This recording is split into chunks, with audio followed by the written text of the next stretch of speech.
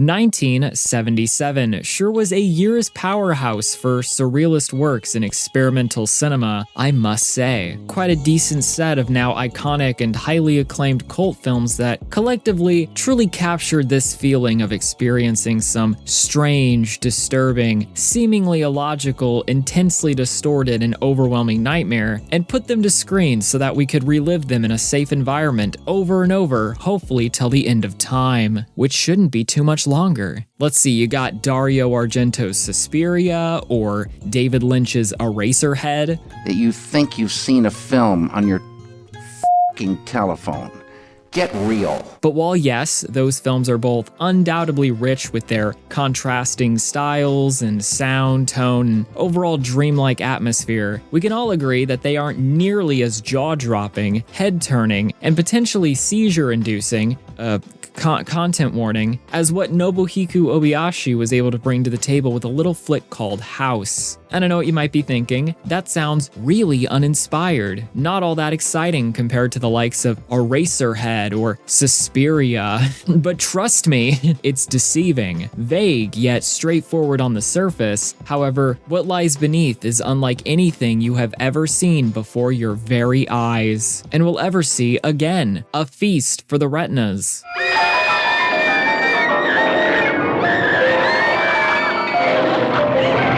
Interestingly, despite all the dialogue and narrations being in Japanese, Obayashi intentionally chose a common English word house for the title as a way of being transgressive, to stand apart from the rest. It was uncommon and pretty taboo to brand and market a Japanese film in this way, especially one not initially widely released. Doing this allowed for an added dose of mystery and hopeful intrigue for audiences in Japan. Over the years, as it built a larger cult audience overseas because it was so simple and generic for international viewers, and there was a completely unrelated movie of the same title in '85. Consequently, fans started to, and even to this day, tend to refer to it as Hausu. Alright, so the title is clever and neat. Big deal. How could a film about a house that is presumably haunted be anything that grand, outstanding, dare I say groundbreaking? Many have already done this setup, and most of them are kind of bad. However, then you remember it's J-horror, meaning it's actually kind of interesting.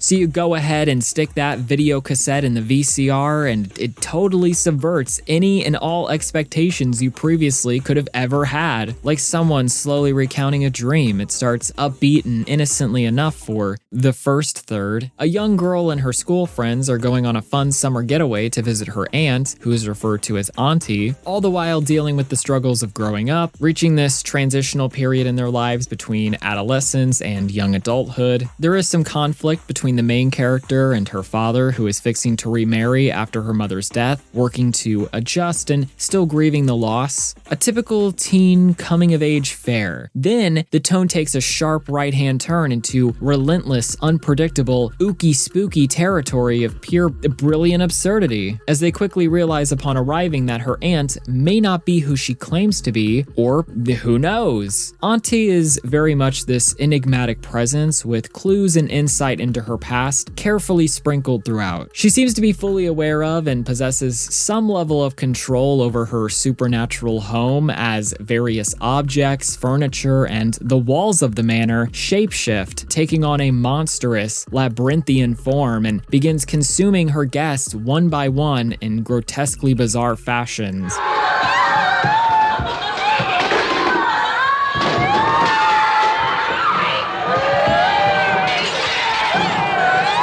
A sentient monster house, if you will. It's immensely entertaining, and you'll love every second of it, as I do. Especially the latter half, to see just what they'll come up with next. It keeps building and building. Literally, this place has everything. Haunted reflections, haunted mattresses, a dancing skeleton, a flying head, a deadly grandfather clock, a piano that eats people, to a full-on acid bloodbath. Add that to the 12 days of Christmas. By the end, you wonder where this film has been all your life, but also question how on earth Obayashi managed to conjure up all this wild, unbelievable shit. Is he some secret genius, a magical wizard from cinema heaven? Will he rise again? I love you.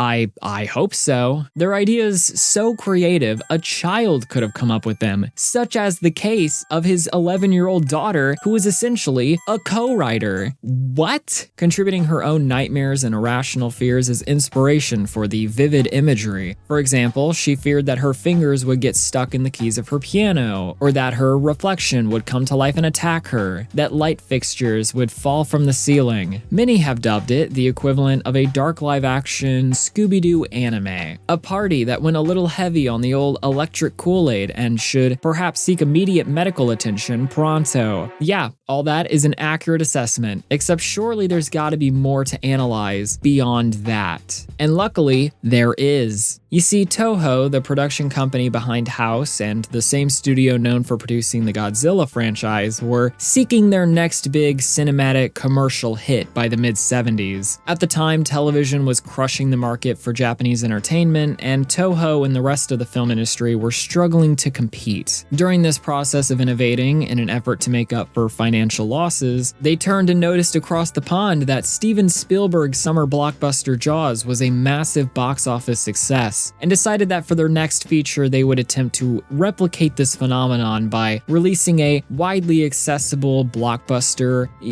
deal thing themselves, similar in concept to Spielberg's cinematic landmark, A Heavy Feat. And so the studio got a hold of seasoned director Nobuhiko Obayashi, who was well known for his experimental avant-garde style indie shorts throughout the 60s and years spent directing TV commercials in the early 70s for Dentsu, the largest advertising agency in Japan. This experience, mixed with his bold, eccentric, idiosyncratic method of filmmaking, often pushing the boundaries and defying conventional expectations, allowed Obayashi to stand out as an ideal pick for Toho, and they were excited to see what he could deliver and what that meant for the future of their company.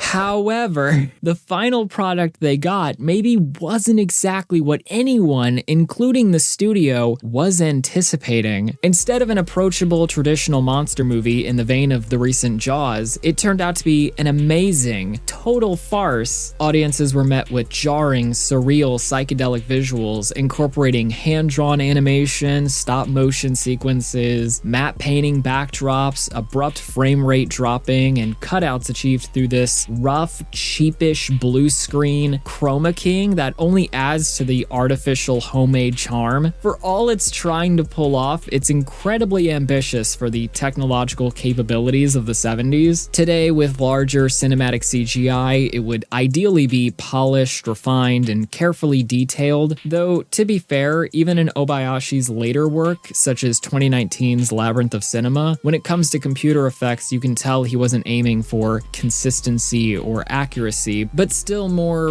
DIY, scrapbook, avant-garde. 奇妙なものが飛んでいくのは僕ら人類の記憶の断片でしょうか。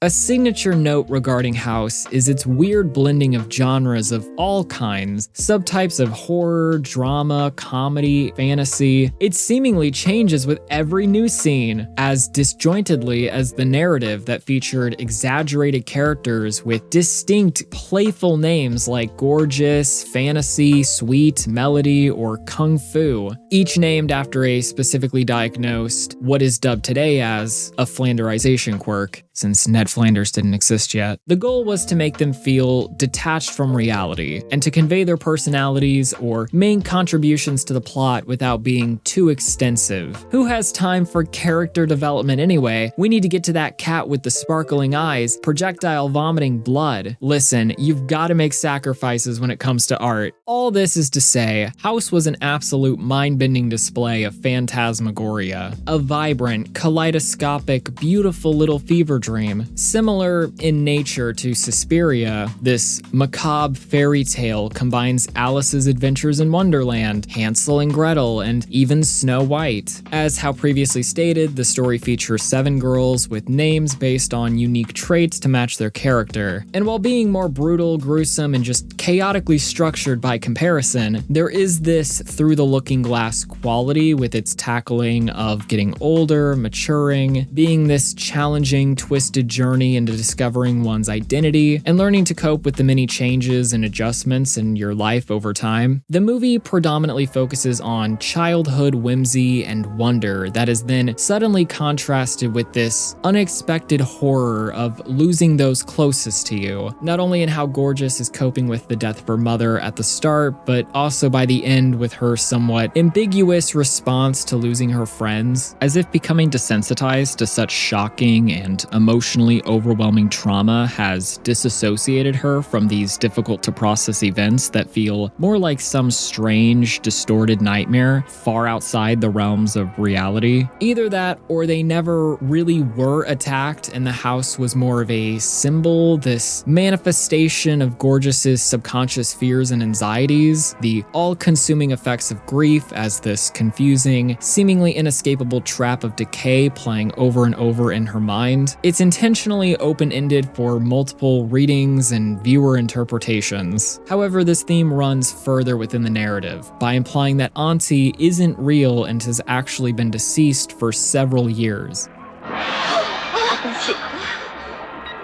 私おばちゃまの世界に来たのよ。おばちゃまの世界? She was heartbroken after losing her fiancé in World War II and retreated into a state of solitude until passing shortly after. Now it's the vengeful spirit of Auntie haunting the manor, preying on youth, those who are unwed, due to her grief and unfulfilled desires to marry the one she lost, who she was intending to marry as soon as he returned safely from the war. If there's one common strand found in a majority, if not all, of Obayashi's films, it's in how he diligently handles ideas relating to the human condition, the fragility of life, and touching on the awful, tragic nature of war, the horror that comes from direct experience, and the impact those innocent lives ruined have on society. The broader, lasting cultural consequences of terror and destruction, all stemming from his personal childhood trauma. Having to process the atomic bombing of his home city, Hiroshima, at the tail end of World War II in Japan when he was only 7 years of age, resulting in the death of many closest to him, including his friends and his family. That innocent, blissful childhood wonder now gone and replaced with fear and uncertainty, forced to confront this firsthand mass carnage and catastrophe. All of this drastically shaped his outlook and influenced his future approach to filmmaking and storytelling. Quite obviously, the backstory and encompassing events of House and its overall message that expresses the importance of embracing the things that matter to you at the moment, even the fundamental everyday stuff. Nothing is ever truly permanent, and while nothing will ever be perfect, by holding on to this unaddressed grief for too long, as depicted here, Auntie not only began eating at herself in the long run, but also had a negative impact on those around her by creating this toxic generational divide, this persistent reinforcing of tradition, traditional values, or the roles young women had to accept. This dangerous, long and windy cycle of jealousy, bitterness, or resentment that the young generation will never have it as hard, the way that she did.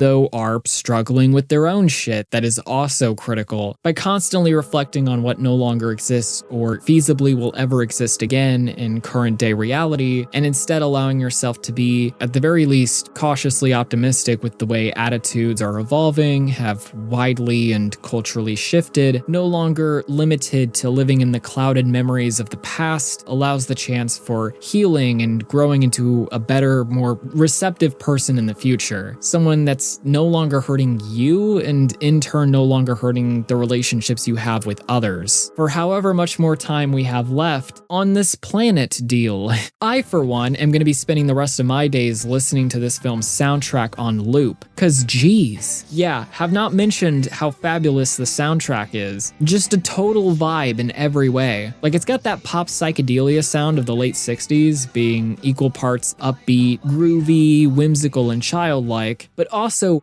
bittersweet sorrow feeling of loss, of days past, pent-up sadness, pure melancholia. Similar to the genre, the emotional tone switches with the press of a dial, in many ways how dreams often occur. And isn't that rare and super neat? Not surprising that it's widely considered one of Japan's most electrifying movies. A must-see before you meet the Reaper. Listen, all this is to say that the internal clock is ticking, so if you haven't seen House, you should probably get on that after this video ends, which is right now. Thanks so much for stopping by and reaching the end of this video. For that, you've unlocked a free subscription to this YouTube channel here on the internet. Hit that subscribe button and maybe, just maybe, you'll see my other videos too sometime. Maybe. Only on days that fall outside of Tuesday through Monday. Thanks for watching, and make sure to smack that like button consensually, and I'll see you in the future between now and later. So yeah, cool? Awesome. Goodbye.